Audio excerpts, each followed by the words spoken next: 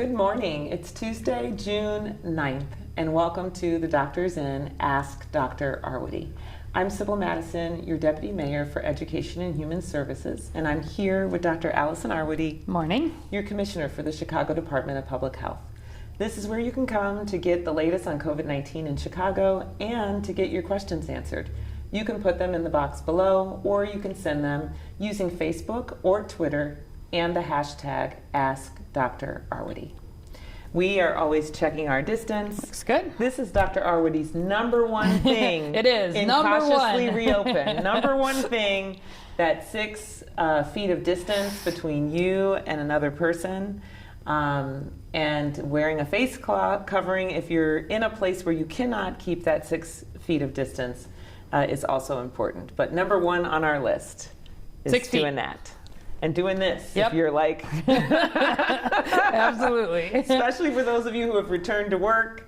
We got kids, teach them to do that. Yes, really important to keep that in mind.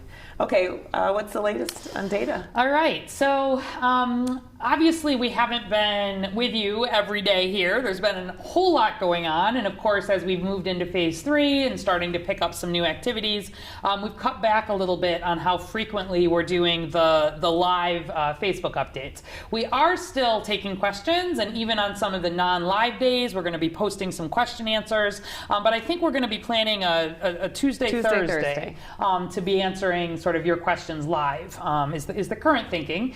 But the main thing is I do not want people thinking that because we are backing off on this, because broadly we are moving ahead in cautious reopening, I do not want people thinking that COVID is over, because let me tell you, COVID is not over. It is a long, long way from over. You may have seen the WHO announce that the world has now passed 7 million COVID-19 infections. We're seeing some new hotspots really pop up around the globe. The U.S. is still very much leading in both cases and in deaths. And Cook County continues to lead the country in terms of the county in the U.S. that has the most cases. I will say some of that is because we have a really big population in Cook County. And so, for example, Queens, New York is number 2, but Queens, New York has like less than half as much population as we do. But nevertheless, we still have a lot of COVID here. That said, we are making very nice progress. The question, as we discussed last time, is not so much about the data right at this moment, but it's about what we see happening really over the next couple of weeks. Yes. Obviously, when we moved ahead into phase 3, cautiously reopening, in the last few days of that was related to the protests and a lot of people just getting together in ways that they hadn't for months. People busted out. People busted out. That is exactly what happened. Yeah. And we should remind people the progress that we made up to this point in terms of flattening the curve and actually bending the curve. Bending the curve. We actually bent on the curve. The way down so beautifully. Was based on individual choices about behavior. Maybe when we were in stay at home, it was easier to say, okay, I'm just going to stay at home. Yeah. It was more of a light switch. Now we're saying we're moving around more, but it's still those individual choices, particularly keeping your distance. Keeping your distance. If there's one you're going to do, keep your distance. The face covering does not replace the need to keep the distance as much as you can, but that face covering is really important for limiting your risk, especially of inadvertently spreading COVID, because you could have COVID and not even know it. And that's why that guidance is in there. It's for a reason. So we still need the whole city to kind of bear down the way that we did under stay at home, but we're bearing down now with these practices. Absolutely. That we need to make part of our daily lives. Yeah, so let's look real quickly at some of our graphs and see where we are. So we're up to 48,351 cases and 2,285 deaths in Chicago residents. That was an increase of just 204 cases and 16 deaths since yesterday. Now that is still a lot of cases cases and a lot of deaths, particularly compared to what is being seen around the country. But where you think back that as recently as Memorial Day, you know, we had a couple of days there where more than 900 cases were coming in, although some of that was a little bit of a reporting delay. The fact that we are now seeing in the sort of 300 case range is really, really good improvement. We'll pull up that first graph if it's not up already. This, of course, is our epi curve. On the x-axis is the date, and on the y-axis is the number of new cases. And this is really textbook in terms of finally, right after all that time of sort of flattening, very much on a good downward trajectory. If we can stay on this trajectory over the next couple of weeks, especially if we can absorb the additional cases that we will see with reopening and with some of those activities, the idea is you can absorb some of that increase in cases because you're on a overall downward trajectory. We'll be really pleased, but it's too early at this point to say, but we're very happy with how that looks. Similarly, let's look at our testing data quickly. So we have seen our testing numbers drop a little bit. So obviously there were a number of days there where a lot of the drive-through testing sites were not open because of security concerns and just everything that was going on in the city. But also some of our clinics were closed for a time, and people just are not having COVID as much top of mind, I think. And so with that, our 7-day average has we've just dropped below 4,500 tests per day. We're at 4,458 tests per day. And I'll remind you that 4,500, that's our level for being able to test or testing basically 5% of Chicago's residents every month. And given the amount of COVID that we have here, that's really our minimum of where we want to be, and we do want to sustain that. So we're working to build that up a little bit again.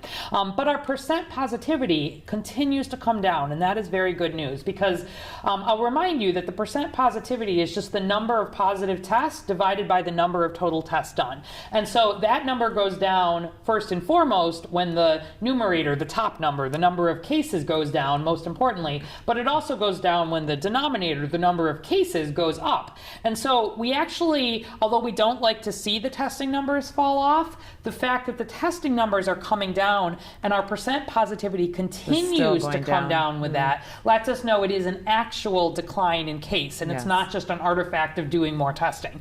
We've been having to correct for testing all along, but we are really seeing that now.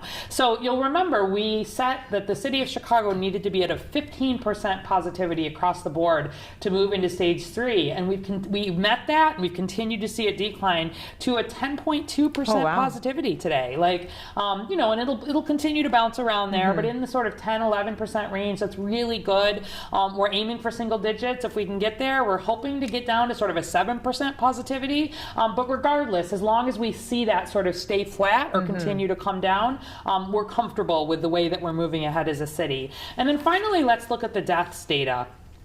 So this third graph here, again, a really, really nice epi curve here, where we look at, again, these are just the dates on the bottom and the number of daily deaths on the top. Now, you know, over nearly 2,300 deaths. That's a lot of deaths here in Chicago. But it's not actually, I told you that Cook County leads in terms of the number of cases. We actually don't lead in terms of deaths. We're not first or second. We're actually third there.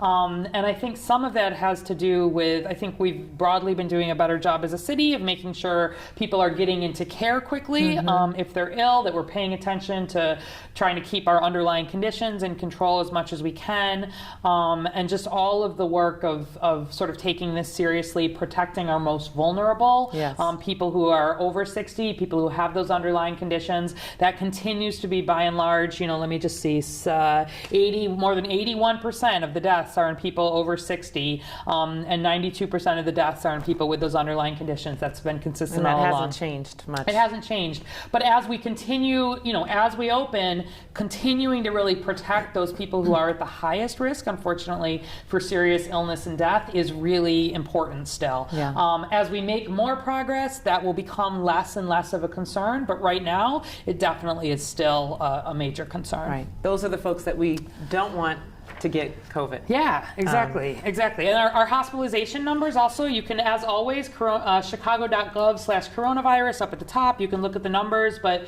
those are at historic lows for us, really going back to March in terms of we've got fewer than 300 COVID patients in the ICU. We've got just over 600 not in ICU beds, and we've got fewer than 200 on ventilators. So now that's still nearly 200 people critically ill from COVID, yes. Nearly 300 in the ICU, but compared to where we were, this is real progress. That's good news. It's good news. We have a long way to go Yes. to be at low. I was going to say. Well, it's sort of this mix of I want people to know we're making progress, but it is not the time to be assuming that COVID is over. Yeah. For us to get to a point where we would be considered to have a low, sort of, we are still very much at high Yes. COVID, by all of the measures that are used internationally and across the country. We've set sort of as an ideal goal, if we can get down to an average of less than 270 cases a day, that'll mean that if you think about our population, which is 2.7 million in Chicago, that would be sort of 1 per 10,000 new cases per day, much better than where we've been. That would be great and a good progress for us. It is still more than 10 times the rate of where we need to be considered low incidence. That would be about 1920 new cases a day across the city. Okay. So we still have a ways to go before we're low, but we are making very good progress. And to be able to continue to move ahead, we don't need perfection here. We need stability and progress. As long as we see our progress, we don't see it go backwards. We basically don't see sustained increases in these. We see it sort of stable, or even better, continuing to go down. We'll be able to, keep moving ahead. Okay. We know what we have to do, Doctor. We do. Okay. Ready for questions? Yes. Catherine Ann from Facebook. Dr. Arwady, this is like a small paragraph. So. Okay. Dr. Arwady, can you explain why the difference between pre-symptomatic and asymptomatic spread matters to those monitoring employees for a return to work, or to those of us non-research people? Both look the same at a given moment, no symptoms. Right. And then Catherine Ann adds that she read the recent WHO report, which was posted on CNN today. Okay. Yeah. So gotcha. We've been getting a number of questions related to some of those WHO statements. So you're right. There is not a difference between pre-symptomatic and asymptomatic in terms of how someone would present at a given moment. So they don't have symptoms by definition. The difference of pre-symptomatic is that they then go on to develop symptoms. And so people who develop symptoms, we catch, if you will, right? And they get their testing and we do their contact tracing. When we do contact tracing, we ask people very precisely, when did their symptoms start, assuming they had symptoms, and then we ask them for 2 days prior to when their symptoms started, because we know that there's the potential for pre-symptomatic spread. That's what that means by definition. Now, people who are asymptomatic, you are never going to know that they had COVID unless they're tested. We don't recommend testing with the diagnostic test universally for everybody. We recommend them certainly for anybody who's symptomatic or anybody who's had a high-risk exposure. Certainly if they've been exposed to someone with known COVID. In some of our neighborhoods where we've seen the highest levels of COVID, we've been doing some more pointed testing there, really thinking about testing, including some asymptomatic people. Similarly, if we're in a workplace setting where there's been an outbreak, for example, or we're in a nursing home setting, higher risk settings, we absolutely will test asymptomatic or pre-symptomatic without differentiating them at that point. We just follow them forward to then know if they were truly asymptomatic. But in most cases, people are actually pre-symptomatic, we think. Kids, we think, may actually be more totally asymptomatic, but these are some of what's still being sorted out. Once there is more widespread serology testing, which we are getting some results on now, we're starting to have just some early, that's the blood test. Looks for antibodies. Looks for antibodies. It's the one, it doesn't tell you that you're sick right now. It tells you that in the past, at least 3 weeks ago or so, or more, you were exposed to COVID and your body mounted an immune response. We don't yet know whether that means you are completely protected against COVID. We don't know how long that immunity may last, but it's a way at a population level to get a sense of what's happening. That will be the sort of testing that is better kind of done universally, regardless of symptoms. To the WHO point, So there was, I believe yesterday, there was a statement from the WHO where they were casting some doubt that asymptomatic or presymptomatic transmission had played a significant role in terms of transmission of the virus. And then actually just today, they sort of clarified that they didn't mean to say that it wasn't part of it. Like, I think it was just maybe the way that they were talking about it. And so, by and large, I think we really have found that asymptomatic or presymptomatic, either one, transmission plays a role here. I still don't think, well, we don't know. We don't think it is the primary driver still. We still think that probably symptomatic transmission is the primary driver, but there is no doubt that one of the reasons it has been hard to keep this in control, the reason why we went to recommending the cloth face covering, all has to do with trying to limit this asymptomatic or presymptomatic spread. And you look at examples like, that big outbreak in a church choir, or in, some of these settings where we know how people got COVID, in settings where they were not symptomatic. That's part of where the evidence is pretty good for that, I think. Okay. At Murray from Twitter, what is the latest on hydroxychloroquine? Okay.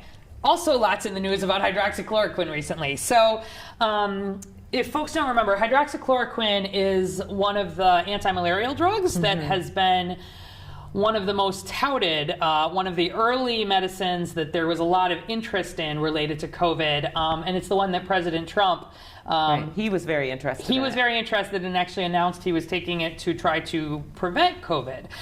It's also been shown in some small studies, especially in people who are seriously ill. There was a study out of Brazil that have shown some risk of heart arrhythmias, especially at higher doses. So it's important, if people are taking this medicine, that they're under the appropriate monitoring and they're not just taking it without a reason. So there are a lot of... And that they were prescribed and that they were prescribed by a it. doctor. They were prescribed by a doctor, exactly. But there has been a lot of interest in this, for sure, and there still is. There was a big study that came out, there were a couple things I'd say recently. I thought the one that was most interesting was actually out of the University of Minnesota. It was a joint study with the University of Minnesota and a couple of universities in Canada. And I knew about it because they had actually invited us to have healthcare workers in Chicago potentially join if they were interested. And it was to study actually exactly what President Trump tried to use it for, which was can it prevent COVID? Not be used as a treatment, but can it prevent it? And so they had 821 people who had a high risk or a medium risk COVID exposure. So these were healthcare workers or family members of people who were known to have COVID. And they, more than 80% of them had interactions more than 10 minutes without a mask, and then there was a smaller percent that had kind of a medium risk, the healthcare workers who had been within a distance without sort of the full personal protective equipment. And they basically said, okay, you've had an exposure, and we're going to do a true double-blind study. So you're not going to know, we're not going to know. You're either going to get hydroxychloroquine or you're going to get a placebo, meaning a medication, a medication that doesn't have any actual drug in it. And you're going to report back. How are your symptoms? Do you develop COVID? What happens? And basically, they did not end up finding any difference in the group that got the placebo versus the group that got hydroxychloroquine. Approximately the same. Between, I think, 12 to 14% of them were ill in one group and 17% in the other one. Not a statistically significant difference. There were more side effects in the group that had a hydroxychloroquine, not surprisingly. They didn't find anybody having the heart rhythm issues, more nausea, things like that. But this is sort of a gold standard of studies when you have this double-blind, placebo controlled study. And so that seems to be a pretty good one that says, at least for sort of prophylaxis, trying to prevent it, it's probably not the great answer. There are still a number of ongoing studies looking at it, people with different levels of illness. There was also, people may have seen in the news, actually a retraction of, there had been a big study in the Lancet that had, was looking at data. It wasn't like this, it wasn't a study, it was pulling together pooled data from hospitals and showed that it didn't seem to work very well. And then they called into question sort of the databases they were using and the practices and ended up sort of pulling that study out. So, continuing to really look carefully. People are wanting to publish quickly, and I'm interested in the ones that sort of, are this gold standard the most. So the jury's still out, but broadly speaking, I don't think we've seen anything that's shown a lot of progress or a lot of promise for hydroxychloroquine, and this pretty much says to me it does very little to nothing from a prevention standpoint. Got it. Okay, Erica Allison from Facebook. Can you talk about the different COVID tests and how effective they are? Oral, nasal, the deep one, and the one that doesn't go as deep. Yeah. And also if there's one you would suggest for kids. Okay, very good. So all of the nasal, oral, deep, not deep, every one of those tests is a diagnostic test, a molecular test, a PCR test. Those are similar, and those are the ones that are looking for the presence of virus in your nose or in your mouth. So the bottom line on these is that the deep test, which means the one that a healthcare worker needs to perform and needs to basically put a swab very deep back into the nasopharynx. It's pretty uncomfortable for people, and it can cause people to cough. It means there needs to be more personal protective equipment for the healthcare worker who's doing the procedure. It is a little bit more sensitive, meaning it is a little more likely to actually pick up COVID than the less invasive ones. That said, it's a pretty small difference. And so as more of these less invasive tests are being developed, including sort of a saliva test, a spit test, the swab, the oral cavity swab, the mouth swab rather, that people are more able to do themselves, still under observation. You've got to make sure people are doing it appropriately, but you don't have that same level. It's not as uncomfortable. It doesn't require the same PPE. It's easier. It doesn't require necessarily a trained healthcare worker as much as someone who just understands the thing. Those have actually shown to be very effective as well, and very, very close to that sort of gold standard, that deep swab. And so, we've been really interested here in Chicago. The testing sites that the city has been operating, we've actually been using those oral swab ones because we are interested in removing any barriers that people feel to getting tested. And we know that there are people who don't want to get that deep test, especially, for kids. I know there's, concern there. And the data is really quite good that they are just about as sensitive. They use the same technology in terms of detecting the virus. And importantly, they don't use the same laboratories and the same supply chains. So given all the problems that we've had with the swabs and the viral transport media and the laboratory capacity, actually adding on those oral swabs we felt like was a really good way to add capacity. And if they're done under the right conditions, they're nearly as good. So the other kind of test are, which we said already, are the serology, the blood test. That would be any kind of finger prick or blood that you're having drawn. That's the one looking for the immune response to prior COVID infection. So those are... Doesn't tell you about if you have COVID. It doesn't tell you about if you're sick now, no. And you've got to wait for all of these. So, in terms of the best test, it's more about the timing of the test than it is the specific test. If somebody tests too soon after an exposure to COVID, that test will be negative, even if it's the deep nasopharynx, the deep one. Because even if you've been exposed, remember, the reason we have people quarantine for 14 days is it can take up to 14 days for that virus to take hold in your body. And if you test too early, that test will be negative. That's not the fault of the test. That's just that you've not developed enough virus yet. So, for example, we were getting a lot of questions about people who were protesting recently, for example. If I was out protesting yesterday and I tried to test today, my test would be negative. That says nothing about whether I have COVID. And so the most important thing, that's why we really recommended that people try to, if you've had not just the protest, but you've had a high risk exposure, you do self-quarantine and at least not be in close touch with people who are over 60 and have underlying conditions. Certainly any symptoms we want to get tested, but otherwise, most people it takes at least 5 to 6 days before they sort of start to develop some symptoms, but it can be up to 14. So even if you get a negative test, if you've been exposed to someone with COVID, for example, we still want you to wait those 14 days because it's not that. So the more important thing is the timing of the test than it is, in my mind, the exact details of which kind of test best it is. Okay. And any one particular for kids? No, I don't think so. Getting a good sample is always a little harder on kids than it is on adults. So I don't have a big preference between the nasopharyngeal, or potentially some of the oral swab. I'll look to see if there's any data on the difference between those. There isn't that I'm aware of, though. Kids seem to have viral levels that can be just as high as adults. So we don't think there needs to be any special or different kinds of testing related to that. Okay. Susan Sorich from Facebook, how do people with multiple underlying conditions interact with their families who are going back to work and school, where they are in touch with many people daily? Yeah, exactly. So this is all about that risk assessment that we've been talking about. And the last time we were on, we went through this in some detail.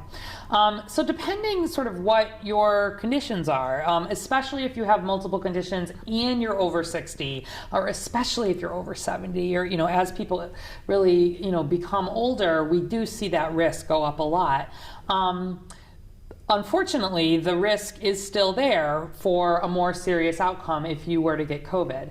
And so my recommendation would be that you have a real conversation with the people who are going to be in close contact with you. You can absolutely see your family with that 6 foot distance, with the face coverings, really thinking about limiting spread. And again, that's different guidance than we were giving under the full stay at home. But if it's going to be people who you're really having that more close contact with, like people who are in your household, it's important that they're being as careful as they can be in their work and school settings. And so we have a lot of new requirements in place for workplaces.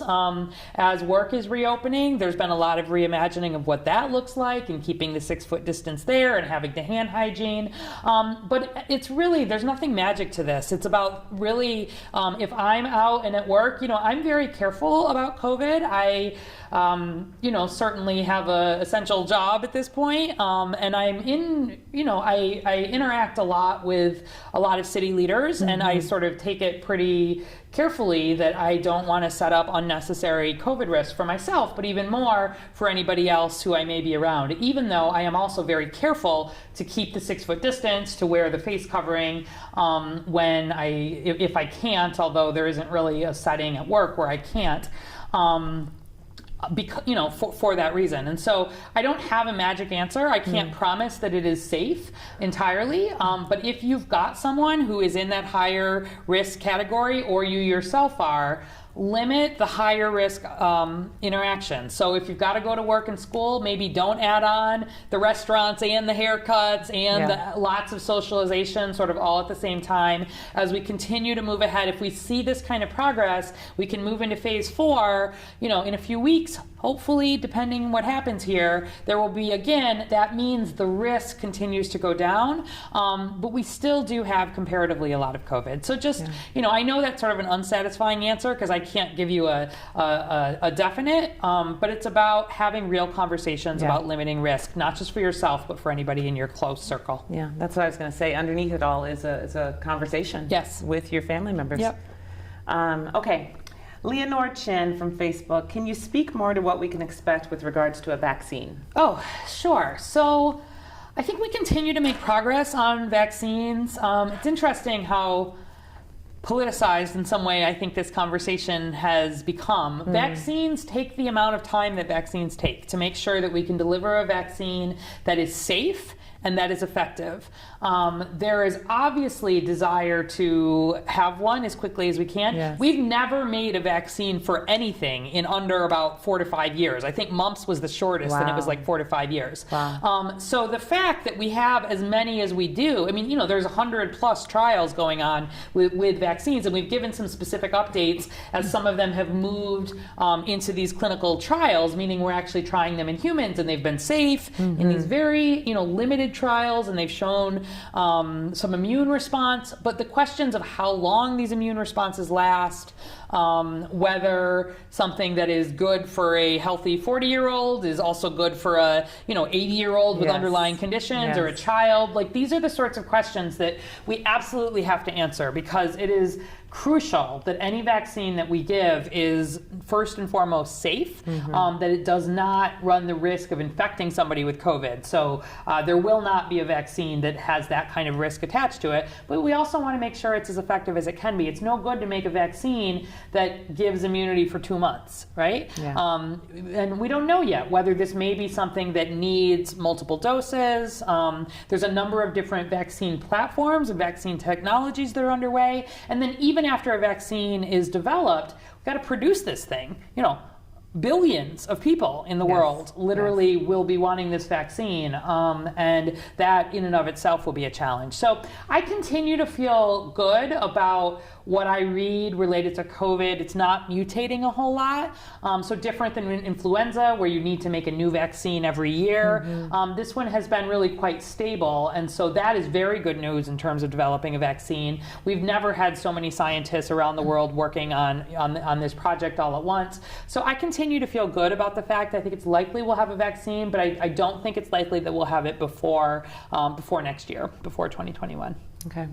I think we have time for one last question. Mignon McPherson Stewart from Facebook. If you're practicing social distancing, wearing masks, can you share food with friends, say at a cookout? Yes, you can. So food itself is not the transmitter of the virus. How the virus is transmitted is through the secretions, what comes out of my respiratory tract and gets into your respiratory tract. And so either that happens directly, if you are not keeping your distance or not wearing your cloth face covering, or it can happen indirectly. Say I cough or I sneeze, on the serving utensils or whatever. And so generally that risk is less. If you were to have macaroni salad or something that had some COVID on it, and you ate that and you swallowed it, that would not put COVID into your lungs. You would swallow it, it would get into your GI tract, and the acid would sort of take care of it. So the food itself is not really the concern. Much more of a concern in a cookout is keeping that distance, and then just doing a lot of hand washing, right? So really make sure you wash your hands before you eat. I would recommend not a lot of shared utensils and some of that, but it is fine to have food on the grill that people are getting. If you're keeping your social distancing and keeping COVID in mind, that is the most important thing at this point. Okay. And perhaps how many different households are all together around that grill? That too, absolutely. Yeah, I'm imagining a small group here, not a raging party, because we're thinking about keeping that distance. And again, just not unnecessarily having risk at this point. And again, as we make progress, hopefully we'll be able to open that up some more. Okay. How about some good news, Doctor? All right. So the libraries are open. They are. So the Harold Washington Library is open Monday to Saturday, 9 to 5, and Sunday, 1 to 5. The regional libraries are all open Monday, Wednesday, and Thursday, 12 to 8. Tuesday, Friday, and Saturday, 9 to 5, and Sunday, 1 to 5. And the branch libraries are open Monday through Thursday, 10 to 8, Friday to Saturday, 9 to 3, and Sunday at some locations, 1 to 5. So they are open, not just a little bit open.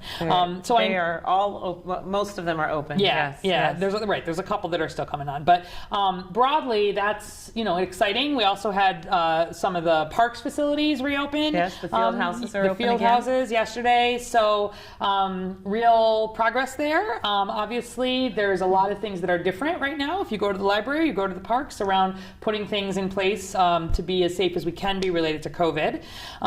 Also, just I think.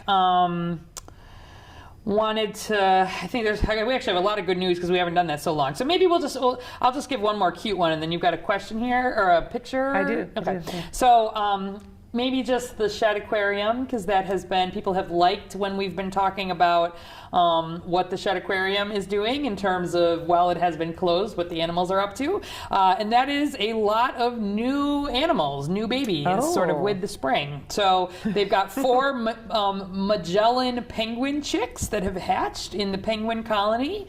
They've got seahorses and bonnethead sharks and cow-nosed stingrays. And they've just been reproducing well, apparently, in the aquarium. They've got 2 beluga whales and 1 Pacific white-sided dolphin that are pregnant. So they've been busy in the aquarium. I've heard people say they're going to be a bunch of COVID babies. A bunch of COVID babies, including in the shed 7 aquarium. months from now in the world. Exactly. So, Shed Aquarium is really looking forward to hopefully being able to be open again, relatively soon here. And in the meantime, they're adding things, and they've got stuff on the website if you want to see some cute pictures. Yeah. And I will just add that the Park District will be offering summer day camp this summer, and registration will be opening on June 11th. The spots that they have are fewer than normal because they too will be social distancing and making sure that there's enough room for everybody, but registration does open June 11th this week. Great. All right. I shared a picture. You were talking the other day. We know that there's a lot of boarding up that's been happening in our communities across the city, and what's been wonderful is to see people actually changing the face of the boarding and putting out messages, several messages all around. And so I was driving around and saw this one at a restaurant that was boarded up that was in process, and I've seen lots of positive messages and a lot of memoriams for George Floyd being represented on these boards that have been a sign of the unrest and devastation. But people of other names being written too. People really saying the names of people who have really been victims of the injustice that we've seen. So it's just. We want you to send us pictures that you see around your neighborhood of how people are responding all across the city to what's happening right now. Great. Yeah. All right, so I think we're back on Thursday. We'll be back on Thursday. So keep sending in questions. Yes, and our new send-off in unison is... All right. Be safe, Chicago. We got to work on that.